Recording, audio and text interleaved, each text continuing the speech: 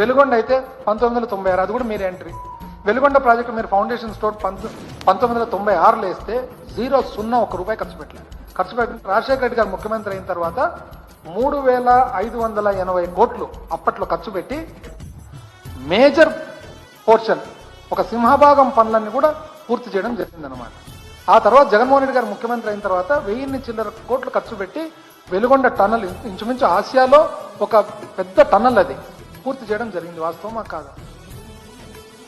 అదేవిధంగా మీరేం చేసినారని మాకు ప్రశ్న. మాకు 1 సంవత్సరం మీ బాధ, 2 సంవత్సరాలు కోవిడ్ బాధ, మిగిలినది 2 సంవత్సరాలు. 2 సంవత్సరాలు మేము చేసిన దాంట్లో చెప్తా. మిగిలిపోయిన జలేఖనం పనులలో జగన్మోహన్ రెడ్డి గారు ముఖ్యమంత్రి అయిన తర్వాత సంగం బ్యారేజ్ పూర్తి చేయడం జరగలేదా? నెల్లూరు బ్యారేజ్ పూర్తి చేయడం జరగలేదా? గాలేరు నగరి పనులు జరగలేదా? వెలుగొండ సొరంగాలు పూర్తి కాలేదా? పులిచింతల, సోమశిల, కందలేరు, చిత్రావతి, గండికోట, బ్రహ్మసాగర్ పునరావాసం జరగలేదా? ఎన్ని కోట్లని పునరావాసానికి ఖర్చు పెట్టింది? మరి ఈ పీరియడ్ లో కొత్తగా 5 లక్షల కోట్లకు నీళ్ళు ఇచ్చిన మాట వాస్తవమా కాదా? మీరేం చేసినారని ప్రశ్న చెప్తే ఏం మేము గొంతు చించుకొని చెప్పాల్సిందే కానీ చెప్పేతోళ్ళు ఎవరు, రాసేతోళ్ళు ఎవరు?